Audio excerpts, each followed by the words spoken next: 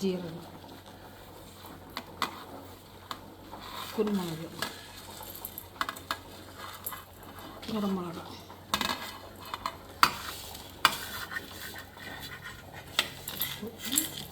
எல்லாம் அடித்து முடிச்சுட்டு எடுத்து ரெடியாக வச்சுட்டு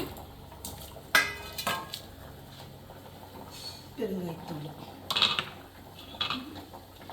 தாளிக்கிறதுக்கு கருவேப்பிலை, கடுகு எண்ணெய் ஊற்றி கடுகு போட்டு கருவேப்பிலை போட்டு அதெல்லாம் எடுத்து வச்சுருங்க வெளியே. இதை எடுத்து வச்சுட்டு பாரு பெருங்காயத்தூள். இந்த கருவேப்பிலை பெருங்காயத்தூளெல்லாம் பக்கத்துலேயே இருக்குங்க.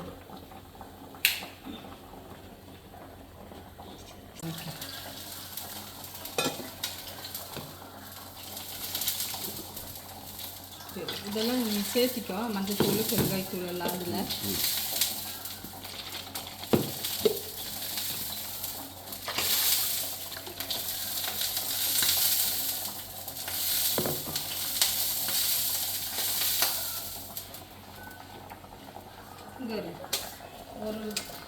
ஒரு டீஸ்பூன் எண்ணெய், அவ்வளோதான் எண்ணெய் ரசத்துக்கு.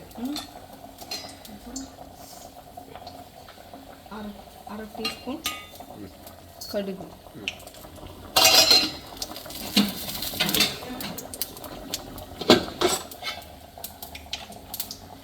1/4 டீஸ்பூன் மஞ்சத்தூள்,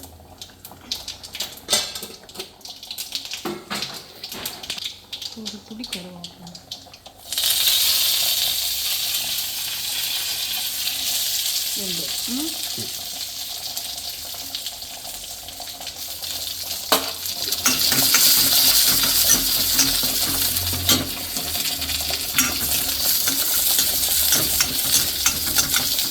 நம்ம பூண்டு வதங்கணுங்கிறதுக்காக மறுபடியும் ஒரு 1/4 டீஸ்பூன் ஊற்றுறேன்.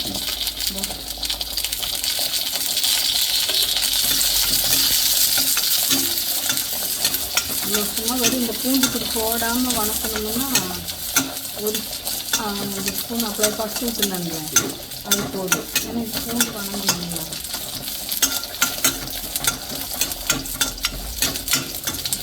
அவ்வளோதான்.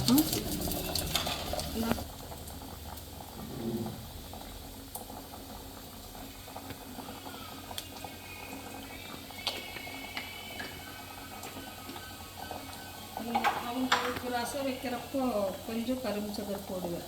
போடுதான் சக்கரை சும்மா இத்தனோடு தான்.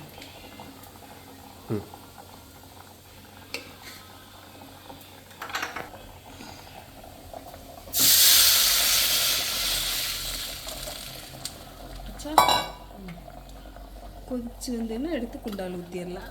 கொத்தமல்லி தழை இருந்தால் மேலே தூவலாம். இப்போ கொத்தமல்லி தழை இல்லை, அதனால இருந்த சட்னி அரைச்சிட்டு போட்டு அதனால கருவேப்பிலை. எத்தனை நாள் கொதிக்க வைப்பீங்க?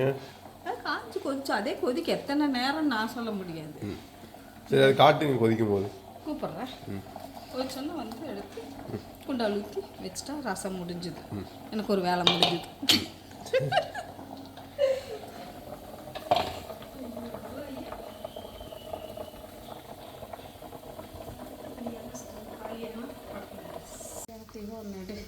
எடுத்தாச்சு.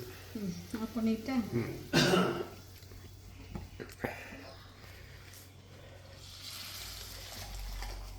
இப்படி மனம் வருது ரசம், என்ன வருதுங்கிற மூக்குக்குள்ள எல்லாம் அடைச்சு கிடக்குது.